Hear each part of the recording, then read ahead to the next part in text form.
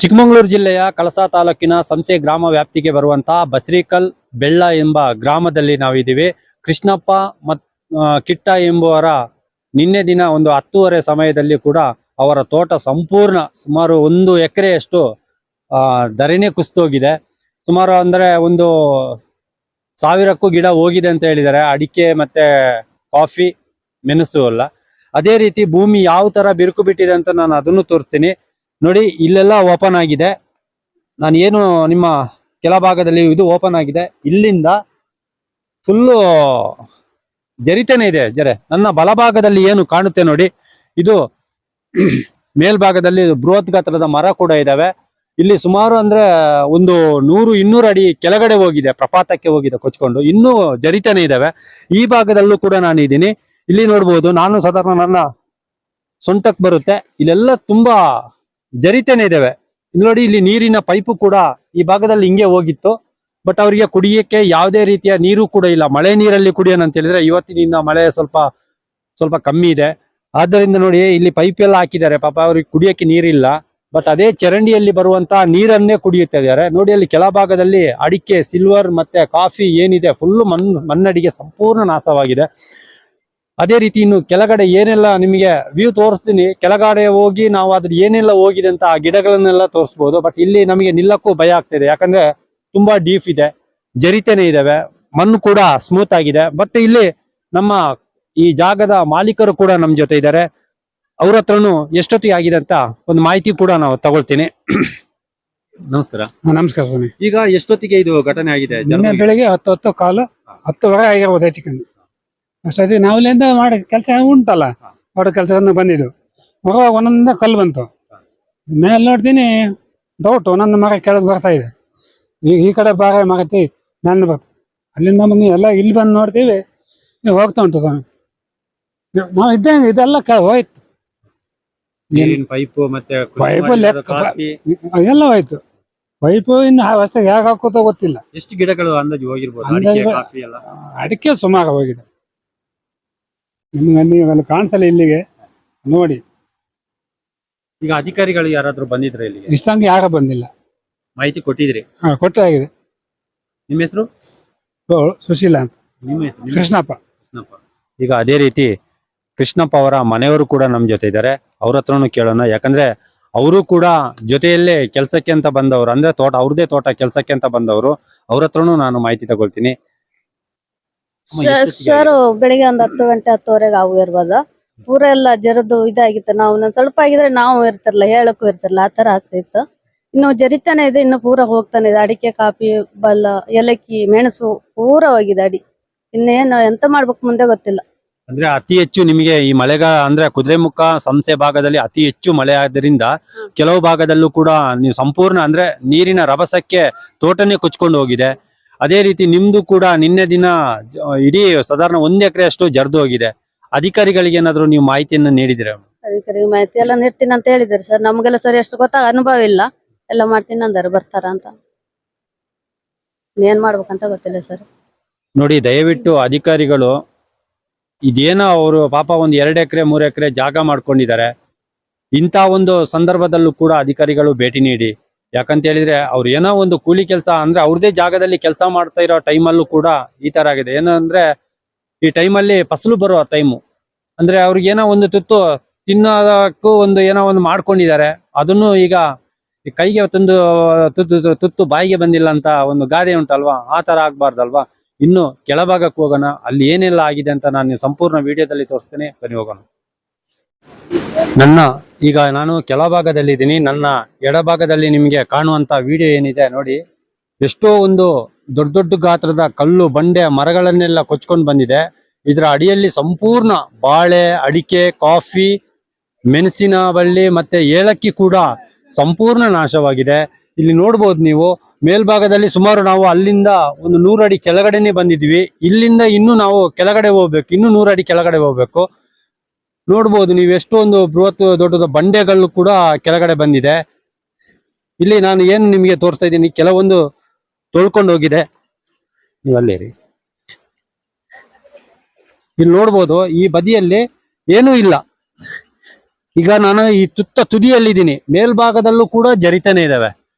ಇಂಥ ಒಂದು ಪರಿಸ್ಥಿತಿಯಲ್ಲಿ ನೋಡಿ, ಇಲ್ಲಿ ಬಂಡೆಕಲ್ಲಿದೆ, ಬಟ್ ಇಲ್ಲಿ ಅವರಿಗೆ ಒಂದು ಏನೋ ಒಂದು ದಾರಿ ಇತ್ತು. ಈ ದಾರಿ ಸಂಪೂರ್ಣ ಫುಲ್ ಬಂದಾಗಿದೆ. ಅಲ್ಲಿ ನೋಡ್ಬೋದು ಅಡಿಕೆ, ಎಷ್ಟೋ ಒಂದು ಫಸಲು ಕೊಡೋ ಅಡಿಕೆ ಸಂತ ಮಣ್ಣಡಿಗೆ ಆಗಿದೆ. ಇಲ್ಲಿ ನಾವೊಂದು ಹೇಳೋದು, ಈ ಬಡ ಕುಟುಂಬ ಏನಿದೆ, ಕೆಲಸ ಮಾಡೋತ್ತಿಗೆ ಸ್ವಲ್ಪ ಜಾಗೃತೆಯಿಂದ ಕೆಲಸ ಮಾಡಿ. ಕೃಷಿ ಬೇಕಾದ್ರೆ ಮತ್ತೆ ಜೀವ ಹೋದ್ರೆ ಮತ್ತೆ ಬರಲ್ಲ, ಕೃಷಿ ಆದ್ರೆ ಮತ್ತೆ ಮಾಡ್ಬೋದು ನಾವು. ದಯವಿಟ್ಟು ಅಧಿಕಾರಿಗಳು ಸ್ಥಳಕ್ಕೆ ಭೇಟಿ ನೀಡಿ ಅವರಿಗೆ ಒಂದು ಪರಿಹಾರ ವ್ಯವಸ್ಥೆ ಕೂಡ ಮಾಡಬೇಕು. ನೋಡುವ, ಇನ್ನು ಕೆಳಭಾಗದಲ್ಲಿ ನಿಮಗೆ ಏನೆಲ್ಲ ಅಂದ್ರೆ ಅಡಿಕೆ, ಕಾಫಿ ಏನಿದೆ ಅದನ್ನು ಕೂಡ ವಿವರಣೆ ನಾನು ತೋರಿಸ್ತೀನಿ. ಬನ್ನಿ ಹೋಗೋಣ. ಇಲ್ಲಿನ ಸ್ಥಳೀಯರಾದ ಮೋಹನ್ ಅವರು ಕೂಡ ನಮ್ಮ ಜೊತೆ ಇದ್ದಾರೆ. ಅವರು ಪೂರ ಪಾಪ ಅಂದ್ರೆ ಯಾಕಂತ ಹೇಳಿದ್ರೆ, ನಿನ್ನೆ ಕೂಡ ಈ ಒಂದು ಜಾಗದಲ್ಲಿ ಈ ತರ ಒಂದು ಘಟನೆ ಆದ ತಕ್ಷಣನೇ ಅವರು ಬಂದು ಆ ಬಡ ಕುಟುಂಬಕ್ಕೆ ಧೈರ್ಯ ಹೇಳಿದ್ದಾರೆ. ಅದು ಕೂಡ ನೋಡೋಣ, ಅಧಿಕಾರಿಗಳಿಗೆಲ್ಲರೂ ಮಾಹಿತಿ ತಲುಪಿಸಿದ್ದಾರೆ ಅಂತ ಕೇಳುವ. ನಮಸ್ಕಾರ ಸರ್, ಇದು ಎಷ್ಟು ಆಗಿರೋದು? 10:30 ಆಗಿರೋದು. ಆ ವಿಷಯ ತಿಳಿದ ಕೂಡಲೇ ನೀವು ಇಲ್ಲಿ ವಿಷಯ ತಿಳಿದ ತಕ್ಷಣ ಸ್ಪಾಟಿಗೆ ಬಂದು ನೋಡಿದಾಗ ತುಂಬಾ ಅಂದ್ರೆ ತುಂಬಾ ಅನಾಹುತ ಆಗಿತ್ತು. ಬಂದವ್ರು ಪಾಪ ತುಂಬಾ ದುಃಖಿತರಾಗಿದ್ರು ಆ ಟೈಮಲ್ಲಿ. ಯಾಕಂದ್ರೆ ಇದನ್ನೇ ನಂಬ್ಕೊಂಡು ಜೀವನ ಮಾಡ್ತಾ ಇದ್ರು, ಇದನ್ನೇ ನಂಬ್ಕೊಂಡು, ಕೃಷಿನ ನಂಬ್ಕೊಂಡು ಜೀವನ ಮಾಡ್ತಿದ್ರು. ಪಾಪ ಭಾರಿ ಬಡ ಕುಟುಂಬ. ದಯಮಾಡಿ ನಾನು ಹೇಳೋದೇನಂದ್ರೆ, ಈ ಮಲೆನಾಡು ಭಾಗದಲ್ಲಿ ಈ ತರ ತುಂಬಾ ಅನೇಕ ಕಡೆಗೆ ಆಗಿದೆ. ಈ ಸರಿ ಅಂತ ಇವ್ರ ತೋಟದಲ್ಲಿ ಭಾರಿ ಅಂದ್ರೆ ಸಾಧಾರಣ 1-1.5 ಎಕರೆ ಹತ್ರ ಪೂರಾ ಬೆಳೆ ನಾಶ ಆಗಿದೆ. ದಯಮಾಡಿ ನಮ್ಮ ಜಿಲ್ಲಾ DC ಅವರಾಗ್ಲಿ, ತಹಸೀಲ್ದಾರ್ ಆಗಲಿ, ಮತ್ತೆ RIR ಸ್ಥಳ ಪರಿಶೀಲನೆ ಮಾಡಿ ಅವ್ರಿಗೆ ಸೂಕ್ತ ಪರಿಹಾರ ಕೊಡ್ಬೇಕಂತೇಳಿ ಈ ಮೂಲಕ ಸರ್ಕಾರಕ್ಕೂ ಮನವಿ ಮಾಡ್ತಾ ಇದ್ದೀನಿ. ಈಗ ಅದೇ ರೀತಿ ನಿನ್ನೆ ಕೂಡ ಈ ಘಟನೆ ಆದ ತಕ್ಷಣನೇ ನೀವು ನಮ್ಮ ಕಳಸಾ ತಹಸೀಲ್ದಾರ್ಗೆಲ್ಲ ಮಾಹಿತಿ ನೀಡಿದ್ರಲ್ಲ? ದಯಮಾಡಿ ನನಗೆ ಲೇಟಾಗಿ ಮಾಹಿತಿ ಸಿಕ್ಕಿರೋದ್ರಿಂದ ಟೈಮ್ ಆಗಿತ್ತು, ಹಾಗಾಗಿ ನಾನು ಮಾಡಿಲ್ಲ. ದಯವಿಟ್ಟು ಇವತ್ತು ಮುಂದಿನ ಏನು ಮಾಡಬೇಕಂತೇಳಿ ಮನಸ್ಸಲ್ಲಿದೆ. ಇವತ್ತು ತಹಸೀಲ್ದಾರಿಗೆ ಮತ್ತು RIನವರಿಗೆ ಈ ಅರ್ಜಿಯನ್ನು ಕೊಟ್ಟು ಸ್ಥಳ ಪರಿಶೀಲನೆ ಮಾಡಲಿಕ್ಕೆ ಅವ್ರಿಗೆ ಮನವಿ ಮಾಡ್ಕೋಬೇಕಂತೇಳಿ ಹೇಳ್ತಾ ಇದ್ದೀನಿ. ಇದು ನಮ್ಮ ಅದೇ ರೀತಿ ನಮ್ಮ ಏನು ಈ ಗುಡ್ಡ ಜರ್ದಿದೆ ಅದರ ಮೇಲ್ಭಾಗದಲ್ಲಿ ಇನ್ನೊಬ್ರು ಕೂಡ ಜಾಗ ಇದೆ, ನವೀನ್ ಅಂತ ಹೇಳಿ ಅವ್ರದ್ದು. ಅವರು ಕೂಡ ನಮ್ಮ ಜೊತೆ ಇದ್ದಾರೆ. ಅವ್ರಿಗೂ ತುಂಬಾ ಭಯದ ವಾತಾವರಣ ಇದೆ, ಯಾಕಂದ್ರೆ ಮನೆ ಮೇಲ್ಭಾಗದಲ್ಲೂ ಮನೆ ಕೂಡ ಇದಾವೆ. ಹಾಗೆ ನೋಡುವ ಏನೆಲ್ಲ ಹಾನಿ ಆಗಲಿಕ್ಕೆ ಸಂದರ್ಭ ಇದೆ. ಬನ್ನಿ ಸರ್ ಇಲ್ಲಿ. ಸರ್, ಈಗ ನಿಮ್ದು ಜರ್ದೋಗಿದೆ, ಅದ್ರ ಮೇಲ್ಭಾಗದಲ್ಲಿ ನಿಮ್ ಜಾಗ ಇರೋದು. ಹೌದು, ಅದು ಇನ್ನೂ ಜರಿತಾ ಇದೆಯಾ? ಜರಿತಾ ಉಂಟು, ತುಂಬಾ ಜರಿತಾ ಉಂಟು. ಮೇಲ್ಗಡೆ 1000 ಅಡಿಕೆ ಗಿಡ ಉಂಟು, 1-2 ಕಾಡ್ಮರ ಇದೆ. ಕಾಡ್ಮರ ಕಡಿಬೇಕು, ಕಡಿದ್ರೆ ಏನಾದ್ರು ಸ್ವಲ್ಪ ನಿಲ್ಬೋದು. ಇಲ್ಲ ನಿಲ್ಲಲ್ಲ, ಅದೊಂದು 150 ಅಡಿ ಹೊಂಡ ಉಂಟು ಆಳ. ಈಗ ಒಂದು ಮರ ಇದೆ, ಆ ಮರ ಎಲ್ಲಾರು ಬಂದ್ರೆ ಅಂತ ಹೇಳಿದ್ರೆ ತುಂಬಾ ಜಾಗ ಕೆಳಗಿಂದ ಬರ್ತದೆ, ಮೇಲಿಂದ ಕೆಳಗೆ ಬರ್ತದೆ, ತುಂಬಾ ಜಾಗ ಕೆಳಗೆ ಬರ್ತದೆ. ಈಗಲೇ ಸುಮಾರು ಬಂದಿದೆ, ತುಂಬಾ ಬಂದಿದೆ, ಕೆಳಗಡೆ ಬಂದಿದೆ. ಮೇಲ್ಗಡೆ ಎಲ್ಲ ಬಿರಿ ಬಿಟ್ಟದೆ, ಸ್ವಲ್ಪ ಬೀಳಂತ ಚಾನ್ಸಸ್ ಉಂಟು. ನೋಡಿ, ಇದು ಹಳ್ಳಿ ಭಾಗದ ಜನರ ಕತೆ ಏನಿದೆ ಅದು ಕೆಲವರಿಗೆ ಮಾತ್ರ ಗೊತ್ತಿರುತ್ತೆ, ಕೆಲವರಿಗೆ ಗೊತ್ತಿರಲ್ಲ. ಅಧಿಕಾರಿಗಳು ಅಲ್ಲಿ AC ರೂಮಲ್ಲಿ ಕೂತಿರ್ತಾರೆ ಬಿಟ್ರೆ, ಇಂಥ ಸಂದರ್ಭದಲ್ಲಿ ಎಲ್ಲಾರು ಗ್ರೂಪ್ಗಳಲ್ಲೂ ನಿನ್ನೆ ಕೂಡ ಹರಿದಾಡ್ತಾ ಇತ್ತು. ಆದ್ರೂ ಅಧಿಕಾರಿಗಳು ಇವ್ರಿಗೆ ಯಾರಿಗೂ ಕರೆ ಮಾಡಿಲ್ಲ, ಯಾವ ಗ್ರಾಮದಲ್ಲಿ ಈ ತರ ಆಗಿದೆ ಅಂತಾನು ಕೇಳಲಿಲ್ಲ. ದಯವಿಟ್ಟು ಇದನ್ನು ಗೊತ್ತಾದ್ರೆ ಆ ಸಂಬಂಧಪಟ್ಟವ್ರ ಹತ್ರ ಒಂದು ಮಾಹಿತಿ ತಿಳ್ಕೊಂಡಾದ್ರೂ ಅಧಿಕಾರಿಗಳು ಸ್ಥಳಕ್ಕೆ ಭೇಟಿ ನೀಡಿ ಅವರಿಗೊಂದು ಸಾಂತ್ವನ ಹೇಳ್ಕೊಂಡು ನಿಮ್ಗೆ ಪರಿಹಾರ ಏನು ವ್ಯವಸ್ಥೆ ಇದೆ ಅದನ್ನು ಕೂಡ ಮಾಡ್ಬೋದು. ನಾನು ಕೂಡ ನಿನ್ನೆ ದಿನ ನಮ್ಮ ತಹಸೀಲ್ದಾರ್ಗೆ ಮಾಹಿತಿ ಕೊಟ್ಟಿದ್ದೀನಿ. ಅಂದ್ರೆ ನಮ್ಮ ಬಸರಿಕಲ್ ಗ್ರಾಮದಲ್ಲಿ ಸಂಬಂಧಪಟ್ಟ ಒಂದು ಜಾಗ ಕೂಡ ಗುಡ್ಡನೆ ಕುಸಿದು ಬಿದ್ದಿದೆ ಅಂತೆ, ನೀವು ಒಂದ್ಸಲ ಭೇಟಿ ನೀಡಿ ಅಂತ ಹೇಳಿದ್ದೀನಿ. ನೋಡುವ, ಈಗ ನಾವು ಇಲ್ಲಿ ನೆಟ್ವರ್ಕ್ ಕೂಡ ಇಲ್ಲ, ಸಂದರ್ಭ ಈಗ ನಾ ಅಲ್ಲಿ ಹೋಗಿ ಕರೆ ಮಾಡ್ತೀವಿ, ನೋಡೋಣ ಅಧಿಕಾರಿಗಳು ಬರ್ತಾರ ಇಲ್ವಾ ಅಂತ ಒಂದು ಮಾಹಿತಿ ಕೂಡ ತಗೊಳ್ಳೋಣ. ಈ ಮೂಲಕ ಹೇಳೋದು ನಾವೇನಂದ್ರೆ, ನ್ಯೂಸ್ ಕರ್ನಾಟಕ ಇವರು ತುಂಬಾ ನಾವು ಫೋನ್ ಮಾಡಿದ ತಕ್ಷಣ ಸ್ಥಳಕ್ಕೆ ಪರಿಶೀಲನೆ ಮಾಡಿ ನಮ್ಮ ಏನು ಒಂದು ಅನಾಹುತ ಆಗಿದೆ ಇದಕ್ಕೆ ಬಹಳ ಅತ್ಯುತ್ತಮ ಸ್ಪಂದನೆ ಕೊಟ್ಟು ಅವರು ಸಹಕರಿಸಿದ್ದಾರೆ. ಅವರಿಗೆ ಮತ್ತೆ ಇದೇ ರೀತಿ ನಮ್ಮ ಎಲ್ಲ ಮಲೆನಾಡು ಭಾಗದಲ್ಲಿ ಏನೇನಾಗಿದೆ ಪ್ರತಿಯೊಂದು ಹಳ್ಳಿ ಮೂಲೆ ಎಲ್ಲ ರೋಡು ರಸ್ತೆ ನೀರು ಎಲ್ಲಿಲ್ಲ ಅಲ್ಲೆಲ್ಲ ಹೋಗಿ ವರದಿಯನ್ನು ವಿತರಿಸ್ತಾರೆ. ಅವರಿಗೆ ಈ ಮೂಲಕ ನಾನು ಕರ್ನಾಟಕ ನ್ಯೂಸ್ಗೆ ಧನ್ಯವಾದನ ಹೇಳ್ತೀನಿ. ಇದೇ ರೀತಿ ಇನ್ನು ಮುಂದೆ ಅತ್ಯುತ್ತಮ ಕೆಲಸಗಳನ್ನ ಮಾಡಲಿ ಅಂತೇಳಿ ಈ ಸಂದರ್ಭದಲ್ಲಿ ಆಶಿಸ್ತಾ ಅವರಿಗೆ ಧನ್ಯವಾದ, ನಮ್ಮೆಲ್ಲ ಕುಟುಂಬದ ಪರವಾಗಿ ಧನ್ಯವಾದಗಳನ್ನ ಹೇಳ್ತಾ ಇದ್ದೇವೆ. ನಾವು ಕಾಫಿ ತೋಟದ ಒಳಗಡೆಯಿಂದ ಕೆಳಗೆ ಇಳಿತಾ ಇದ್ದೀವಿ. ತುಂಬ ಡೀಪ್ ಇದೆ ಇದು. ಸುಮಾರು 200 ಅಡಿ ಹೈಟ್ ಕೂಡ ಇದೆ. ನೋಡ್ಬೋದು, ಇದಕ್ಕೆ ತುಂಬ ಕಷ್ಟನೇ.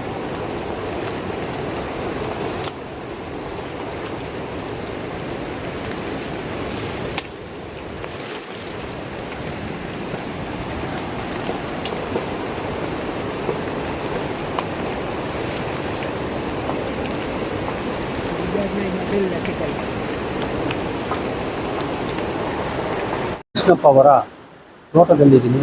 ಇಲ್ಲಿ ತುಂಬ ಪ್ರಪಾತ ಇದೆ. ಅಂದರೆ ನಾನೀಗ ಹೋಗೋ ಜಾಗ ನೋಡು ಹಂಗೆ ಅದೇ ಥರ ಇದೆ.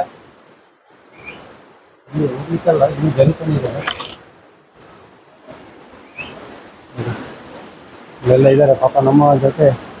ಅವರ ಹೋಗುತ್ತಾರಲ್ಲ, ಇಲ್ಲಿ ಹೋಗ್ಬೋದಾ? ಸ್ವಲ್ಪ ಸಿಕ್ಕ ಇದು ನೋಡಿ, ಇಲ್ಲಿಂದ ಮೇಲ್ಭಾಗಕ್ಕೆ ಏನು ಕಾಣುತ್ತೆ ಅದು ಸಂಪೂರ್ಣ 200 ಅಡಿ ಕೆಳಗಡೆ ಇದ್ದೀವಿ ನಾವು. ಆದ್ರೂ ನೋಡಿ ಇಲ್ಲಿ ಬಿದ್ದು ಎದ್ದು ಎಲ್ಲ ಹೋಗ್ತಾ ಇದೀವಿ ಜಿಮ್ಮೆ ಕಟ್ಟದಲ್ಲಿ.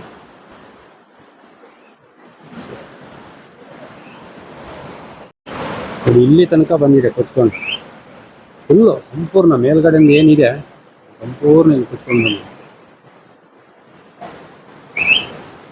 ಏನು ನಿಮಗೆ ವಿಡಿಯೋ ತೋರಿಸ್ತಾ ಇದ್ದೀನಿ.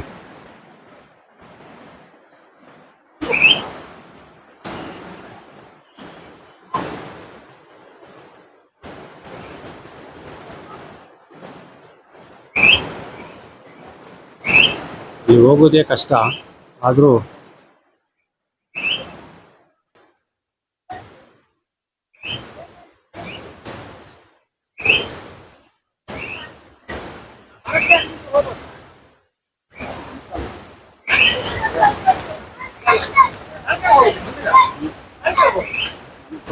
ಅಂತ ಇದೀವಿ.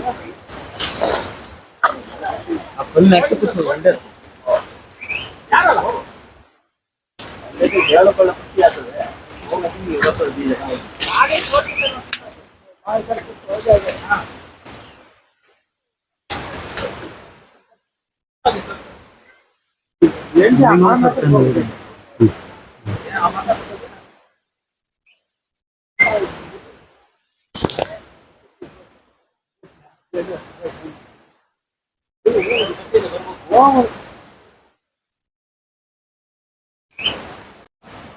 ಹಿಂಗೆ ಗೊತ್ತಿದೆ.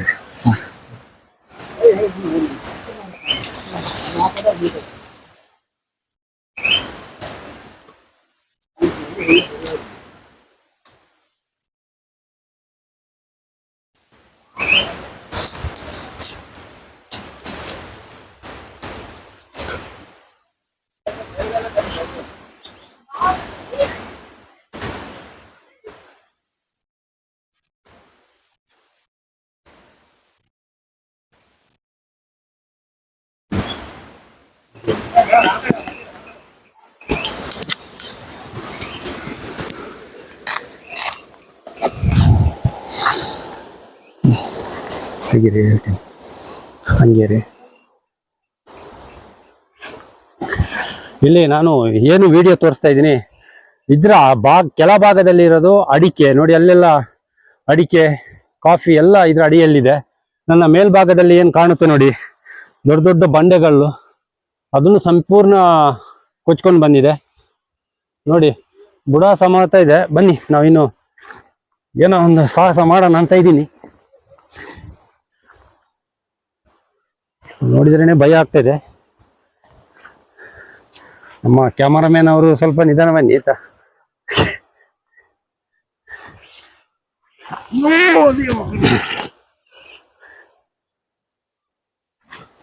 ಈಗ ನಾನು ನಿಮಗೆ ಏನು ತೋರಿಸ್ತಾ ಇದ್ದೀನಿ, ಮೇಲ್ಭಾಗದಲ್ಲಿ ನೋಡಿ ಇರೋದಲ್ಲಿ 100 ಅಡಿ ಮೇಲೆ ಇದೆ, ನಾವು 100 ಅಡಿ ಕೆಳಗಡೆ ಇದ್ದೀವಿ. ಎರಡು ಸೇರಿಸಿದ್ರೆ 200 ಅಡಿ ಕೆಳಗಡೆ ಆಗುತ್ತೆ. ಬಟ್ ಈಗ ನಾವು ಸೆಂಟ್ರ್ ಪಾಯಿಂಟ್ ಅಲ್ಲಿ ಇದೀವಿ. ಕೆಳಗಡೆ ಹೋದ್ರೆ ದೊಡ್ಡ ಹಳ್ಳ ಬರುತ್ತೆ. ಅದರಲ್ಲಿ ನೋಡಿ ಎಲ್ಲ ಮೇಲ್ಗಡೆಯಿಂದ ಏನು ಬಂದಿದೆ ಕಾಫಿ ಅಡಿಕೆ ಎಲ್ಲ ಇಲ್ಲಿ ಕೆಳಗಡೆ ಇದೆ ನೋಡಿ. ಇದೆಲ್ಲ ಬಿದ್ದಿರೋದು ಹೌದು. ದೊಡ್ಡ ದೊಡ್ಡ ಮರಗಳನ್ನೇ ತಗೊಂಬಂದು ಇಲ್ಲಿ ಕೂರಿಸಿದ್ದಾರೆ. ಅದೇ ರೀತಿ ನಮ್ಮ ಆ ಕಡೆ ಸೈಡ್ ಕೂಡ ಅವರ ಕುಟುಂಬಸ್ಥರು ಇದ್ದಾರೆ, ನಮ್ಮ ಗ್ರಾಮದ ಜನರು ಕೂಡ ಆ ಕಡೆ ಇದ್ದಾರೆ. ಆ ಭಾಗದಲ್ಲಿ ಒಂದು ಫೋಟೋ ತೆಗೆದ್ರ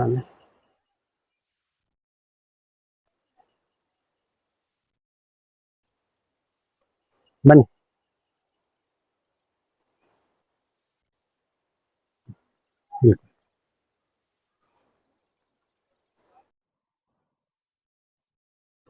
ಸರ್, ಈಗ ನಿಮ್ಮ ಈ ಏನು ಗುಡ್ಡ ಜರ್ದಿದೆ ಅದ್ರ ಮೇಲ್ಭಾಗದಲ್ಲೂ ಕೂಡ ನಿಮ್ದೇ ಜಾಗ ಇರೋದು. ನಮ್ದೇ ಇರೋದು. ನಿಮ್ಮ ಬೇಲಿಯಿಂದ ಕೆಳಗಡೆ ಇದು ಜರ್ದೋಗಿದೆ, ಇನ್ನೂ ಜರಿತಾನೆ ಇದಾವೆ. ಜರಿತನ ಉಂಟು. ಮೇಲ್ಭಾಗದಲ್ಲಿ ನಿಮ್ಮ ಮನೆ ಕೂಡ ಇದೆ. ನಮ್ಮ ಮನೆ ಬೇರೆ ಉಂಟು, ತೋಟ ಉಂಟು. ತುಂಬಾ ಜರ್ದೋಗಿದೆ. ಪಾಟಿಗೆ ಯಾರು ಬಂದಿಲ್ಲ ಇಷ್ಟ ತನಕ. ನಿನ್ನೆ ಜರ್ದೋಗಿದ್ದು. ಇಷ್ಟ ತನಕ ಯಾರು ಬರ್ಲಿಲ್ಲ. ಯಾವ ಅಧಿಕಾರಿನೂ ಬರಲ್ಲ, ಯಾರು ಹತ್ರದವ್ರು ಯಾರು ಬಂದು ಇಲ್ಲಿ ಪರಿಶೀಲನೆ ಮಾಡಲ್ಲ. ಬರೀ ದುಡ್ಡು ಕೊಟ್ರೆ ಮಾತ್ರ ಮಾಡ್ತಾರೆ, ಇಲ್ಲಾಂದ್ರೆ ಮಾಡೋದೇ ಇಲ್ಲ. ನಮ್ಗೆ ಯಾವ್ದೇ ಒಂದು ಕೆಲಸ ಆಗ್ಲಿ ಯಾವ್ದಕ್ಕೆ ಒಂದಕ್ಕಾದ್ರು ಮಾಧ್ಯಮದವರೇ ಬರ್ತಾ ಇರೋದು ನಮ್ಗೆ. ಇಲ್ಲಿ ಹತ್ರದವರು ಒಂದು ಫೋನ್ ಮಾಡಿ ಕೂಡಲೇ ಬರ್ತಾರೆ, ಮನೆಗೆ ಈ ತರ ಇದನ್ನೆಲ್ಲ ಹಾಕ್ತಾರೆ. ಎಲ್ಲಾ ಕಡೆ ಮೊಬೈಲಾಗ ಬೇರೆ ತರ ಎಲ್ಲ ಹರಿದಾಡ್ತಾ ಉಂಟು. ಆದ್ರೆ ಇದು ಇಷ್ಟ ತನಕ ಯಾರು ಬರ್ಲೇ ಇಲ್ಲ. ನಮ್ಮ ರಾಜಕೀಯರು ಬರ್ಲಿಲ್ಲ, ಯಾರು ಬರ್ತಾ ಇಲ್ಲ ಇಲ್ಲಿ ಸ್ಪಾಟ್ಗೆ. ಅಧಿಕಾರಿಗಳು ಯಾರು ಬರ್ತಾ ಇಲ್ಲ ನಮ್ಗೆ ಇಷ್ಟ ತನಕ. ಅಲ್ಲ, ಇಲ್ಲಿ ಜಾಸ್ತಿ 100 ಎಕರೆ 200 ಎಕರೆ ಅವರು ಇಲ್ಲ ನಮ್ಮ ಹತ್ರ 2 ಎಕರೆ ಮಾಡ್ಕೊಂಡು ಇರೋದು ನಾವು. 1 ಎಕರೆ ಮಾಡ್ಕೊಂಡು ಇರೋದು ನಾವು ಇಲ್ಲಿ ಅಲ್ವ. ಆದ್ರೂ ಇದ್ರಲ್ಲಿ ಪೂರಾ ಜಾರಿ ಹೋಗ್ತಾ ಉಂಟು. ಇದ್ರಲ್ಲೇ ಜೀವನ ಮಾಡ್ಬೇಕು ನಾವು. ಅಲ್ಲಿ ತುಂಬಾ ಸಾಲ ಸಿಕ್ಕಾಪಟ್ಟೆ ಸಾಲ ಮಾಡ್ಕಿದೀನಿ ತೋಟಕ್ಕಾಗಿ. ಕಾಪಿ ಎಲ್ಲ ಉದುರಿ ಹೋಗಿದೆ. ಅಡಿಕೆ ಅಂತೂ ಇಲ್ಲ, ಅಡಿಕೆನೂ ಈ ತರ ಹೋಗಿತ್ತು, ಪೂರಾ ಉದುರಿ ಹೋಗಿದೆ. ಬ್ಯಾಂಕ್ ಅಲ್ಲಿ ಸಂಘ ಎಲ್ಲ ಸುತ್ತುವರ್ಸ್ತಾನು ಉಂಟು ನಮ್ಮನ್ನ. ಈ ತರ ಒಂದು ಅನಾಹುತ ಆದ್ರೆ ಕಟ್ಟೋದು ಹೇಗೆ ನಾವು? ಎಣ್ಣೆನೆ ಕುಡಿಬೇಕು ಬೇಕಾದ್ರೆ ನಾವು. ಕಟ್ಟಕ್ ಆಗಲ್ಲ. ಆ ಪರಿಸ್ಥಿತಿ ಬಂದದ್ ನಮ್ಗೆ. ಇನ್ನಾದ್ರೂ ನಮ್ಗೆ ಅಧಿಕಾರಿಗಳು ಎಚ್ಚೆತ್ತುಕೊಂಡು ಒಂದು ಸ್ಪಾಟ್ ಮಾಡಿ ನಮ್ಗೆ ಏನಾರು ಒಂದು ಪರಿಹಾರ ಕೊಡಕ್ಕೆ ವ್ಯವಸ್ಥೆ ಮಾಡ್ಬೇಕು.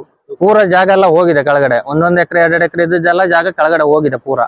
ಅಧಿಕಾರಿಗಳು ಬಂದು ಯಾರು ಇಷ್ಟ ತನಕ ಬಂದಿಲ್ಲ. ಬಂದು ನೋಡಿ ಒಂದು ನಮ್ಗೆ ಪರಿಹಾರ ಕೊಡ್ಬೇಕಂತ ನಾವು ಕೇಳ್ಕೊಂತೀವಿ. ನವೀನ್ ಅಂತ ಹೇಳಿ.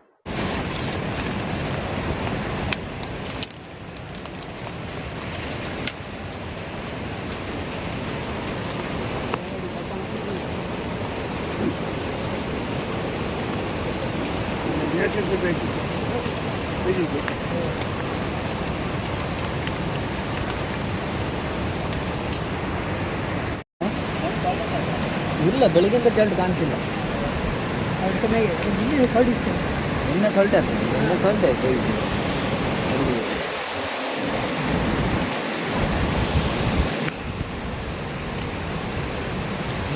ಹೂವೆಲ್ಲ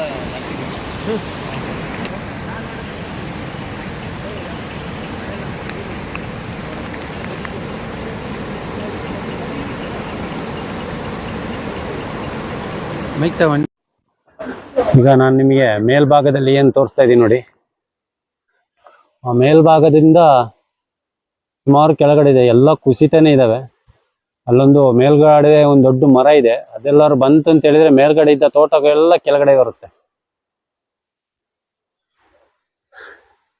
ಇಲ್ಲಿ ನಿಮಗೆ ನೋಡ್ಬೋದು ಅಡಿಕೆ ಎಲ್ಲ, ಬಾಳೆ, ಪ್ರತಿಯೊಂದೂ ಅಷ್ಟೇ.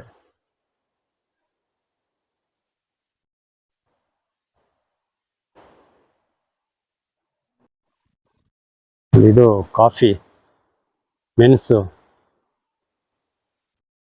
ಸಂಪೂರ್ಣ ನಾಶವಾಗಿದೆ ನೋಡಿ. ನನ್ನ ಮೇಲ್ಭಾಗದಲ್ಲೂ ಕೂಡ ಕಾಫಿ ಅಡಿಕೆ ಎಲ್ಲ ಇದ್ದಾವೆ. ನೀರಿನ ಪೈಪ್ ಏನು ಹಾಕೊಂಡಿದ್ದಾರೆ ಅದು ಕೂಡ ಕೊಚ್ಕೊಂಡು ಬಂದಿದೆ. ಸಿಲ್ವರು, ಕಾಫಿ, ಮೆಣಸು ಇಲ್ಲಿ